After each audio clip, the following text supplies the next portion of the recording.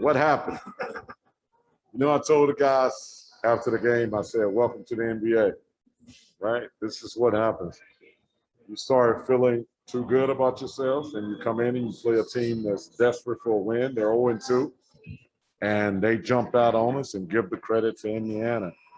I mean, they were more physical on both ends of the court. They got into us, and we were unable to get separation. And you combine that with we missed a few shots, which we hadn't done, and we dropped our heads a little bit. And I told the guys after the game, I said, today we look like a summer league team, and it was really disappointing. But at the end of the day, it's one game, and as I said to you guys, the other day, this is all about habits. So I didn't think we made good habits today, but there's always a teaching point from it. You'd rather these things happen in summer league. That way your guys can experience it. They can feel the pain of an embarrassing loss, of the things when they don't execute what your game plan.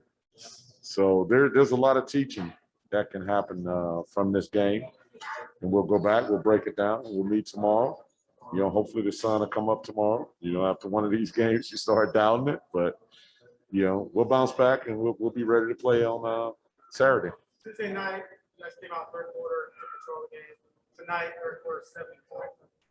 Yeah, and you know what happens in a game like this? You get some shots right around the rim. They roll out. You get a three that's wide open. It doesn't go down. And it's easy for a young team, and you see this in the NBA all the time, that it takes the steam out of you. You have to be really tough mentally in this league to be able to not make shots and come down and continue defending. There are only a few teams in this league that can do that, and that's what separates them. Because you're not going to make shots every night, but the one thing you can control is how hard you play defensively. You can't control whether the ball goes in or not. You just try to get as many good shots as possible. I thought we got some good shots. We just didn't make them. We had some wide open threes. And it's going to happen like that. And then, I thought we had a couple of bad bounces on the other end. And like I said earlier, I thought we dropped our head. And that part was a little disappointing. But again, it's a learning experience. With this roster being constructed, what was the strategy behind pulling so many veterans? Well, we have CJ and we have Trent.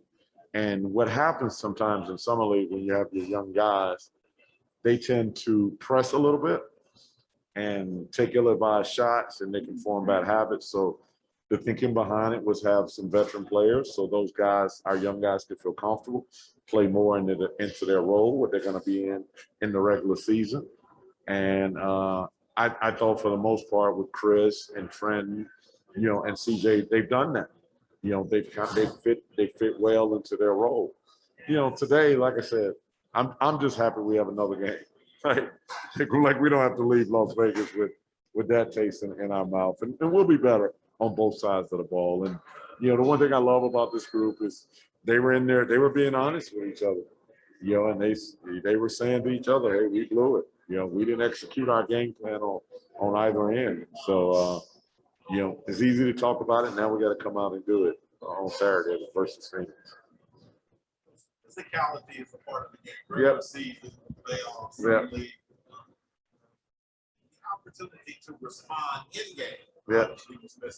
Yes, I think so. Well, up until tonight, the previous two teams, Charlotte and the Clippers, played us a different way. Indiana was switching everything 1-2-5.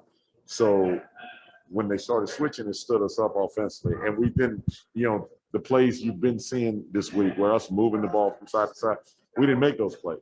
It was swing it one time, drive it, go shoot it. Instead of swing it, drive it, get in the paint, make another throw, a kick-out pass to a teammate. And I thought Indiana collapsed the paint on us tonight when we drove the ball. And instead of making the extra pass, we took a shot. They would block it. Now they run down on the other end, get something easy. And 2 or 3 of those plays just took the steam right out of us.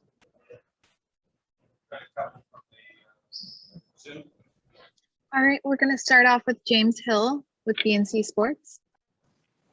Coach Rogers, Summer League provides an opportunity for guys to showcase their talent and stick to rosters. When you look at the Blazers Summer League team, Michael Beasley is in the house, and he has a great opportunity. Can you just talk about the concept of guys playing during the summer and they get a chance to stick or at least impress a team and go to camp? Well, I would just say this. How many guys with Michael Beasley's resume are playing in the summer league? So to me, that shows a commitment that he's willing to do whatever to get back into the NBA. And it's not that it's just with the Portland Trail Blazers. He's trying to show the other 29 teams that, hey, I'll do whatever it takes just to try to earn a roster spot in the NBA. And he's been terrific for us. I mean, having him around Greg Brown, it's like having another coach. And he's, you know, when Greg makes a mistake, sometimes Mike is there before I am to try to correct him. You know, and you're talking about a guy who was a very high draft pick, who's had some very big games in the NBA, and here he is on our summer league team. And he's just trying to fit in as one of the guys. So I think by Mike coming here and showing that, I think it really improves his chances of landing on a roster next season. Christos Saltis with Sport DNA. Hello, Coach. Hope you're doing well.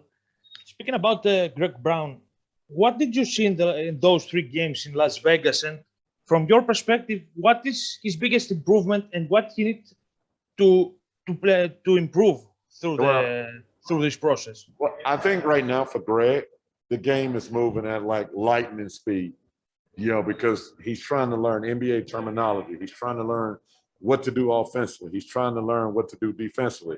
And, you know, he had a play tonight on the defensive end right in front of our bench where he gave up a dunk. And as soon as he gave up the dunk, he turned to me and he goes, "That was mine, right?" I said, "Yes." Next time, do it before the play. You know, but that's what happens with rookies, right? He's seeing it for the very first time.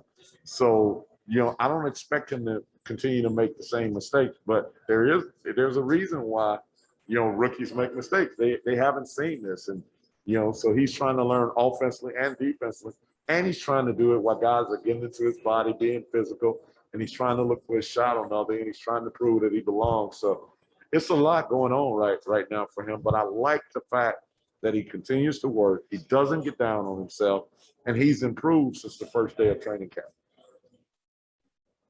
Jim Conlon, RCB Sport Ireland. Hi, Coach Rogers. You mentioned there Beasley. I just want to mention another one there, Kenneth Faried. And in relation to Faried, had a real good NBA career for a number of years, and things didn't really work out for him. And he's back here trying to prove a point again. Do you really see the hunger and the drive in Kenneth to get that one more sort of crack at it? Does he feel he has a point to prove? Is there a chip on his shoulder? I mean, I think if you know Kenneth Faried, and fortunately for me, I had a chance to coach him when I was with the Houston Rockets. Kenneth Faried would have a chip on his shoulder if he was in the NBA right now. That's just the way he's wired. I mean, he only has one speed, and that's wide open. You know, so for him, it's just about the right opportunity. He's an NBA player. He still has great athleticism. He runs the court really well. He communicates the defensive coverages. So, you know, it's just about getting the right opportunity. Again, he's been great for us. I mean, he's really helped out Trenton Walker, you know, our two-way player. And, you know, even some of the other young guys, you know, just by constantly talking to them and correcting them, because our young guys look at Faried and they look at Beasley and they say, man, these guys have had a lot of success in the NBA, but here they are on our summer league team. So I think that's helped them tremendously by having that kind of experience to lean on. All right, we're going to wrap there. Thanks, Coach.